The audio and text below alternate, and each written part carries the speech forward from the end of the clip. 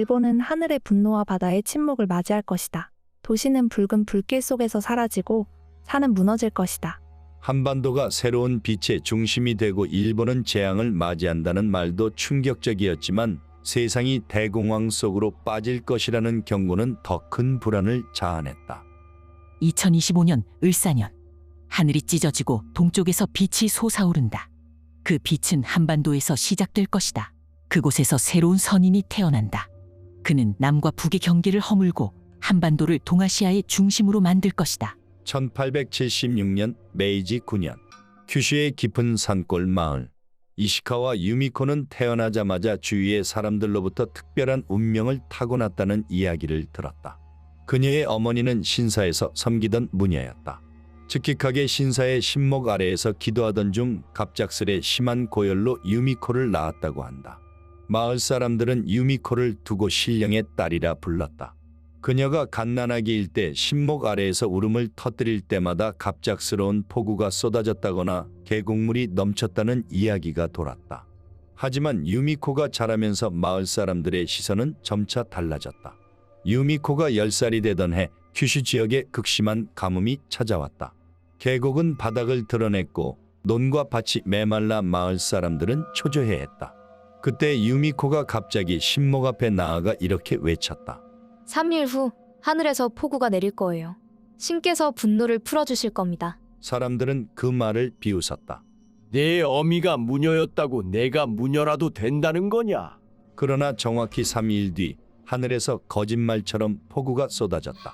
메마른 계곡물이 다시 흐르기 시작했고 마을 사람들은 처음으로 유미코의 말을 경청하기 시작했다.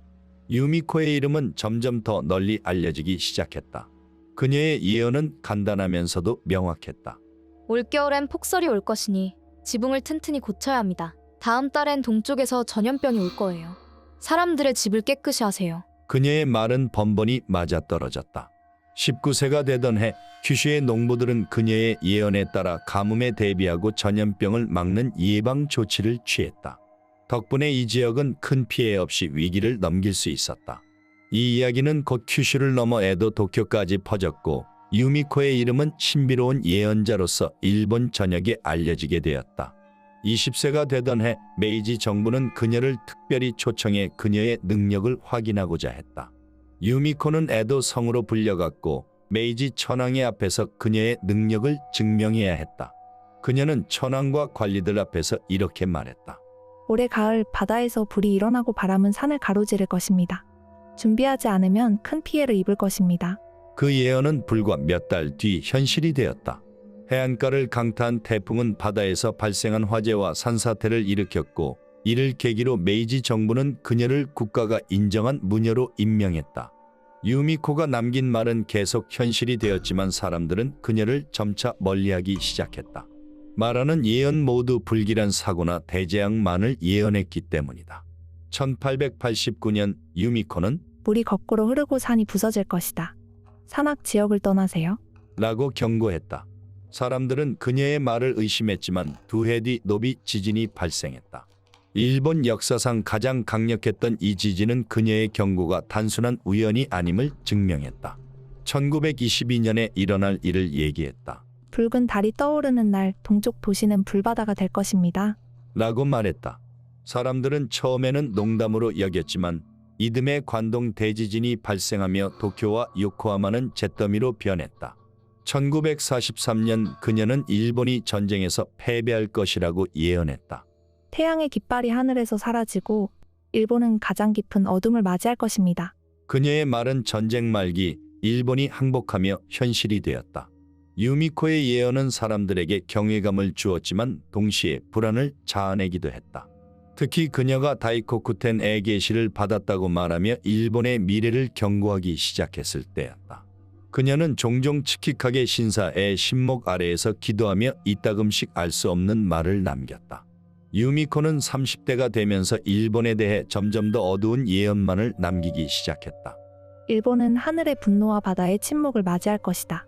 도시는 붉은 불길 속에서 사라지고 산은 무너질 것이다. 이 말을 들은 사람들은 이제 그녀를 존경하기보다는 두려워했다. 그녀의 예언이 적중할수록 사람들은 그녀를 마치 재앙의 화신처럼 여겼다. 일본 정부도 마찬가지였다. 나라의 안정을 깨트리는 자다. 그녀의 예언이 맞더라도 그건 국민에게 해로운 일이야. 그 결과 유미코는 정부와 보수적인 인물들의 압박을 받았다. 신사가 불타고 그녀의 이름을 모르는 척하는 사람들이 늘어났다. 그녀의 예언은 점점 사라지는 듯했다. 그리고는 본인이 태어난 마을로 돌아가 숨어 지내기 시작했다.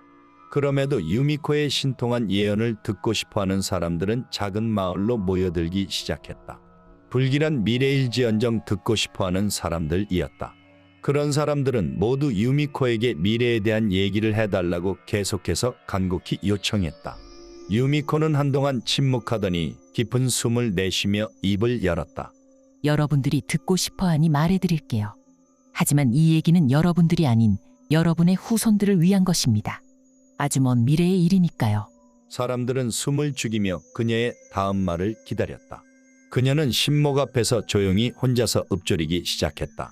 2025년 을사년, 하늘이 찢어지고 동쪽에서 빛이 솟아오른다. 그 빛은 한반도에서 시작될 것이다. 사람들은 그녀의 말에 혼란스러워하며 물었다. 한반도에서 빛이 솟아오른다니요? 일본이 아니라요? 유미코는 고개를 끄덕이며 대답했다. 그곳에서 새로운 선인이 태어난다. 그는 남과 북의 경계를 허물고 한반도를 동아시아의 중심으로 만들 것이다. 그러나 이 빛은 단순히 그 땅의 번영만을 의미하지 않는다. 이 빛은 세상의 새 질서를 여는 시작이다. 그녀의 목소리가 더 낮아지며 경고가 이어졌다. 하지만 빛이 솟아오를 때 어둠도 함께 올 것이다. 세계는 그 빛의 무게를 감당하지 못할 것이다. 탐욕과 전쟁 그리고 갈등으로 얼룩진 인류는 그 순간 거대한 시험에 들게 될 것이다. 유미코는 다시 한번 신목을 바라보며 말했다. 2025년 빛의 무게가 세상을 짓누르며 금과 강철은 모두 먼지가 될 것이다. 사람들은 빛을 쫓지만 그들은 그 대가를 치르게 될 것이다.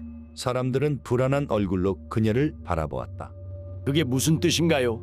빛은 한반도의 부흥이고 그건 좋은 일이 아닌가요?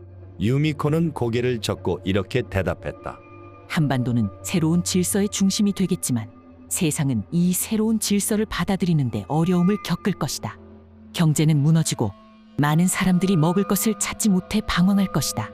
부자와 가난한 자의 경계가 사라지며 세상은 혼란 속으로 빠질 것이다. 이것이 빛이 만들어내는 어둠이다. 그녀의 경고는 여기서 끝나지 않았다. 하지만 그 어둠 속에서도 살아남은 자들은 새로운 희망을 찾게 될 것이다. 한반도의 선인은 전쟁과 탐욕을 끊어내고 평화와 화합을 이야기할 것이다. 하지만 그것은 오직 많은 희생 후에나 가능하다. 유미코의 말을 들은 사람들은 혼란스러웠다. 한반도가 새로운 빛의 중심이 되고 일본은 재앙을 맞이한다는 말도 충격적이었지만 세상이 대공황 속으로 빠질 것이라는 경고는 더 큰 불안을 자아냈다. 빛이 솟아오르는데 왜 세상은 고통을 겪어야 하는 겁니까? 유미코는 신목 아래에서 조용히 말했다. 빛은 새벽을 열기 위해 존재한다. 하지만 그 새벽은 어둠을 지나야만 올 수 있다. 탐욕과 전쟁으로 물든 인류는 자신을 정화하지 않는 한 그 빛을 감당할 수 없다. 그녀의 말은 더 이상 이어지지 않았다. 그러나 사람들은 그 의미를 곱씹을 수밖에 없었다. 한반도의 부흥, 세계적 대공황, 새로운 질서와 희생. 이 모든 것이 무슨 의미인지 그리고 그 날이 오기 전에 무엇을 해야 할지에 대해 고민하지 않을 수 없었다. 유미코가 마지막 예언을 남긴 후 그녀는 마치 새벽 안개처럼 사라졌다. 일부 사람들은 그녀가 신목 아래에서 신령의 세계로 돌아갔다고 믿었고 또 일부는 그녀가 정부의 탄압을 피해 숨어버렸다고 말했다. 그녀의 마지막 예언은 당시 사람들에게 모호하게만 느껴졌다. 한반도에서 새로운 선인이 나타난다는 말도 일본의 재앙에 대한 경고도 너무 먼 미래의 일이었기 때문이다. 하지만 시간이 지나면서 그녀의 말은 점점 더 사람들 사이에서 회자되었다.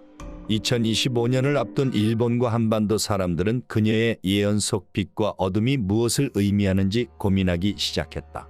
빛이 솟아오를 때 우리는 무엇을 해야 하는가? 유미코의 마지막 예언은 여전히 사람들에게 묵직한 질문을 던지고 있었다.